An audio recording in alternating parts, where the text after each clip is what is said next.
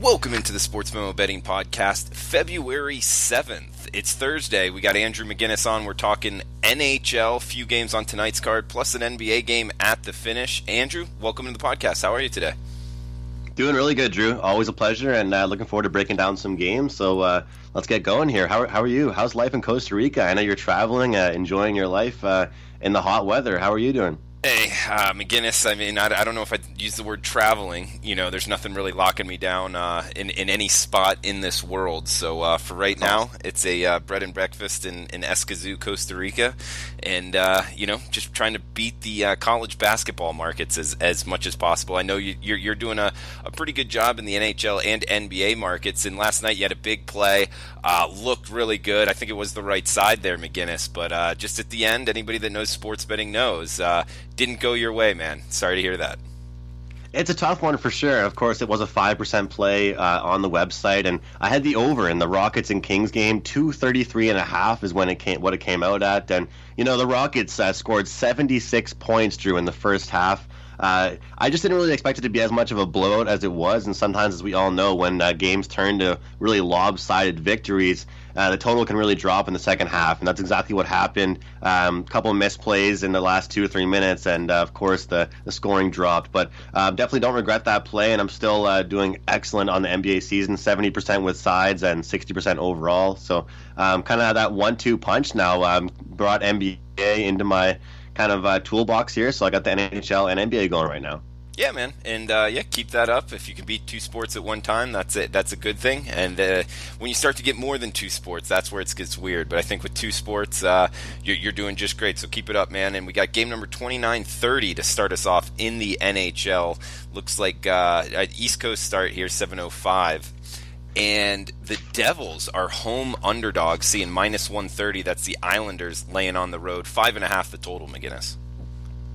Look, Drew, I mean, you look at this one here, and you really got to wonder what's been going through the minds of the Devils players right now. You got to understand that this team, for pretty much the entire season, has underachieved. They haven't really been able to meet any kind of potential they've had for themselves, and I use this term a lot when I'm handicapping hockey, and it really, really applies to this team. They're incredibly top heavies, which means they really rely on their top line. And when you look at the season progressing and you get closer to the playoffs, closer to that final 20-game stretch, you really do want to see guys on your third line, fourth line producing, making plays. And when I say that, I'm not just talking about scoring. I just mean making impactful plays on the game. And when you're a scout or you're in the media and you're a hockey guy, you're looking at it and you don't need to see those goals. You just want to see a guy getting pucks deep, knocking guys off the puck, defending your side of the ice, and just little things like that. And it's a real problem with this New Jersey team. It's tough to see with them. And then you go ahead and look at this Islanders team, who, in my eyes, has really shocked a lot of people. I mean, they're sitting at the top of the Metropolitan Division right now, and I don't really see that going anywhere. They're a team that's really excelling. And, I talk about how top-heavy this Devils team is, and it's quite the opposite when you look at the New York Islanders, Drew. That's kind of like my favorite thing about this Islanders team, and they've also had excellent goaltending. I mean, you look at Robin Lehner, a guy that last year he went through a lot of personal problems. He had some issues, some different things, and his goals against average was definitely not close to great whatsoever. And all of a sudden now, it's been around 2 for a long time. I mean, the lower halves at least. He's just standing on his head. He's keeping his team alive, getting his team a fighting chance on a nightly basis. Then you look at a guy like Thomas Greiss in nets, and for me, I think, Drew, nowadays in the NHL, you have to be able to have a really, really solid backup goaltender. And you look at this New York Islanders team, they're almost like the Boston Bruins, where you don't really know who their backup is. That's how talented both their goaltenders are. Look at Thomas Greiss. He's coming off a performance against, of course, one of the top teams in the Eastern Conference of Tampa Bay Lightning. He stopped all 41 shots he faced. This is last week, of course, and they went on to lose that game in a shootout, unfortunately. But that, of course, still counts as, saving every single real touch he took. And you look at guys right now like Jordan Eberle, who, as we know, really has settled in to the Islanders. He's really made an impact. And guys like Anders Lee, Josh Bailey, Matthew Barzal, they've made an impact. And, just a couple of stats here. I mean, in the past 10 matchups between these two teams, Islanders have averaged 3.3 goals in that span. The Devils, just 2.5. So I think that this Islanders team has really dominated that matchup. The last meeting was just a short time ago, around 2 weeks ago. The Islanders won 4-1. The Islanders are 16-6 in their last 22 games, 16-5 in their last 21 versus the Devils, and they're 4-1 ATS on the road versus the Devils. So I think you look at this spot here, Drew, and part of me honestly sees this minus 125, 130, and you got to look at yourself and say, why? Why are we getting this number here after the excellent performances we've seen out of this Islanders team against great teams? I mean, they've been competing against teams like Boston, Tampa Bay, Washington, St. Louis. I mean, just back on the 13th of January, they beat Tampa Bay 5-1. They were plus 145 dogs. So to wrap things up, I mean, we're also seeing a 5.5 total here. I would definitely look to back the Islanders, no question about it, and also look for the over here. I mean, this Devils team has been an over machine. For some reason, they just can't keep the puck out of their own end, and that's going to kind of wrap things up for me with this game, Drew. I think I really, really love this spot with the Islanders, and I really want to get this one out on the podcast today.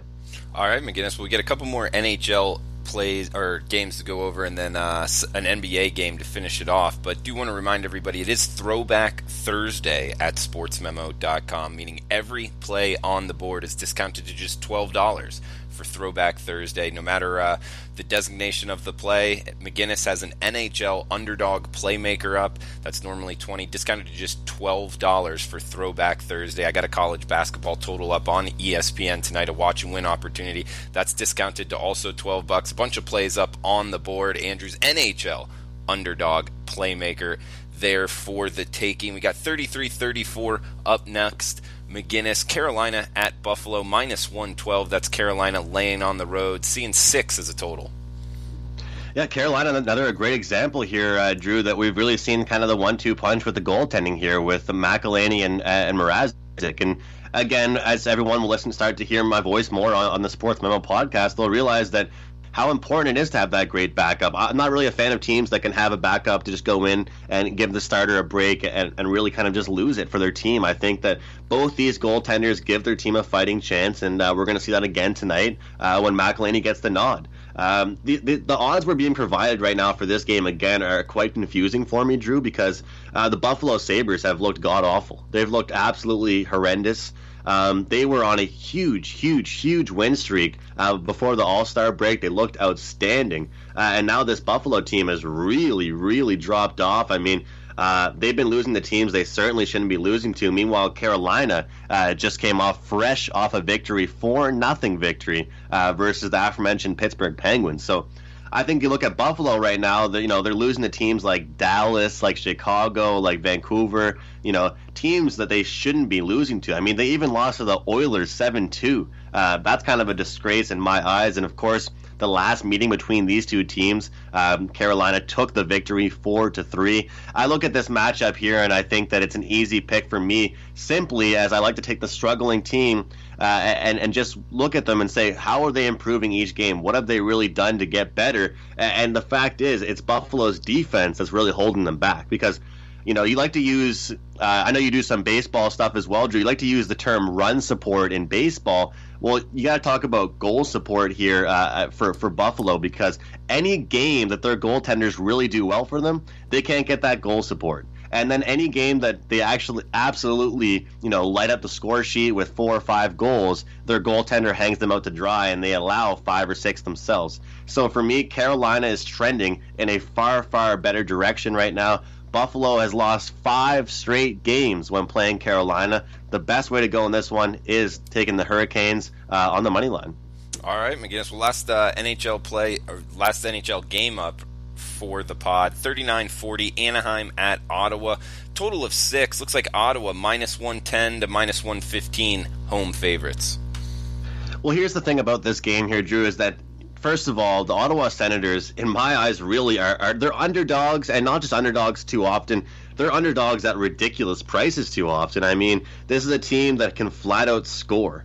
And the funniest thing about this team, Drew, is that although they can score, the goals that they allow on a nightly basis, it's just a joke. It's sad. There's nothing professional I can try and say about this Ottawa team that would make them sound good defensively, because they really do hang their scorers out to dry. I mean, you've got guys like Stone, like Duchesne, that are out there on a nightly basis, just making everything happen offensively. It's just the fact that their defensemen can't really get things done. If it wasn't for a guy like Craig Anderson being out there, I don't really know where this Ottawa Senators team would be right now. However, like I said, they can score, and that's one thing this Anaheim Ducks team lacks. I know it sounds very simplistic, but 2.3 goals per game this season, Drew, is ridiculous.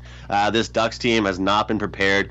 This has been an awful, awful road trip to the East Coast for the Ducks. I'm sure they're missing the hot weather, and they want to get back to Cali because things have not looked good. I mean, they got absolutely slapped against Toronto Maple Leafs.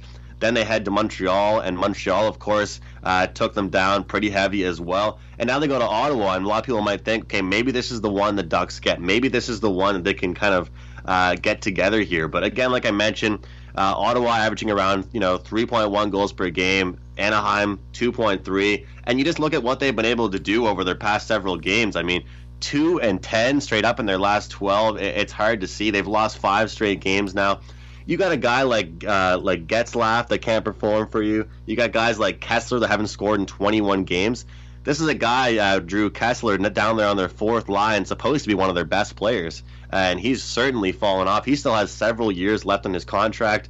I'm going to make things pretty easy here and say go ahead and take the home team. Go with the Senators. All right, liking the Senators tonight. And is that your strongest play on the NHL boards for tonight? Strongest play is going to be the first play I talked about there, okay, Drew, with the New York Islanders. It's a minus 130, 135 price, but I think they'll really get the job done against the Devils. All right, podcast free play, the first one then, and we'll head to the NBA slate here. We got one game to end it, McGinnis, but also, guys, remember it is Throwback Thursday at sportsmemo.com. All plays discounted at just $12. Great day to check out the website. Bunch up there on the board. We got 581, 582 McGinnis. LA Lakers at the Boston Celtics. Lakers-Celtics, two prominent teams here. A lot of teams with a bunch of history. Not sure if that matters in this handicap, but either way, it's 227 the total. 8.5, that's the Celtics laying at home. I gotta say, man, when I was kind of getting ready for this podcast, I was really excited to talk some NBA with you. I mean, when you and I were organizing this podcast together, we did mention that we're going to do some NBA talk as well, Drew, and for the amount of NHL we've talked, it's kind of nice to get some basketball rolling. So I'm looking forward to this. And like you mentioned, I mean, these are two teams that have some history, two of the greatest teams in real basketball history. And you look at this matchup, the line is a little bit been juggled around quite a bit, but we're seeing a minus 8, 8.5 at most places here. And you got to wonder what's up with the state of the LA Lakers right now. It's as simple as that. I mean, I don't want to get too much into the politics and all the stuff that's happened, but for one thing, I mean, you see what happened last game when they get absolutely steamrolled. You see LeBron James sitting at the far end of the bench. He's the one supposed to be the leader, the one that said he'll always be there. He just said yesterday in a media report that, his legacy has already been made. He doesn't need to do anything more. In my opinion, if he's going to say that, he has to be a good teammate. He has to actually show that, he cares and that he's out there for his teammates because I don't really care about – I don't like to hear this kind of stuff, Drew, but from what everyone's saying, when you bring in a guy like LeBron, it puts a lot of pressure on the management, and I feel like it definitely has been pressure. That's why they tried to get Davis so much. And the Pelicans almost kind of just mess with the Lakers. It seems like everything was just a kind of a joke, a trap. They weren't even trying to have any interest in making that trade with the Lakers. So anyway, for me, the Lakers are an absolute mess right now. You look at this matchup right now. Sometimes the Celtics are a good spot to lay a lot of points with. Sometimes they're not. And 8.5 to 9 is a perfect opportunity in my eyes to capitalize on this one. Look at the Lakers matchup with the Celtics. The Celtics lead the Lakers in points per game, free throw percentage, defense, and points allowed per game. They average less turnovers per game, and they have a far, far better bench. This Celtics team didn't have to make too many moves at the deadline. The Celtics team is set up. They've got the right keys. They've got the right guys in there. The East just got very interesting. I mean, there's been a lot of trades today. Not enough time to really go over everything, but the East has definitely made some moves today, and I think that everything surrounding the Lakers right now, this kind of really does lead to a Celtics on the spread. I mean, you look at Kuzma is questionable for tonight. Hart is questionable for tonight. Of course, Lonzo Ball with the injury. Irving and Morris have both been upgraded to probable, so that we'll most likely see them. Boston is 13-1 straight up in their last 14 games at home, and overall, to me, you look at, Drew, how many points this Lakers team has been allowing per game in their past 10 games, and that's what kind of helps me with this handicap. I mean, really quick, I want to look at this here. They allowed 136 points against the Pacers, 115 against the Warriors, 120 against the Clippers, 121 against the 76ers, 102 with the Suns, 120 with the Wolves, 130 with the Warriors, 138 Rockets, 128 Thunder, and 100 with the Bulls. So if you look at those numbers, it shows you that they really don't buckle down on defense. Defense doesn't matter to them. And for a team that's 28th in the league in three-point shooting, and a team that struggles to really score in key times, defense should matter to them.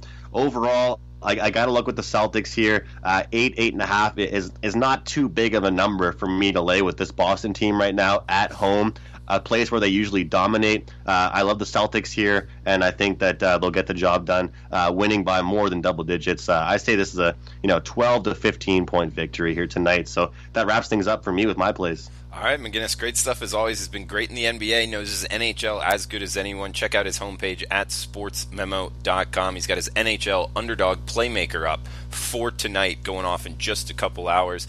Guys, remember, every play on sportsmemo.com discounted to just $12 for Throwback Thursday. Tomorrow's podcast, we'll have Brent Crow on going over college basketball for Friday and Saturday's slate. Thanks for tuning in. Best of luck with your bets. Talk to you tomorrow.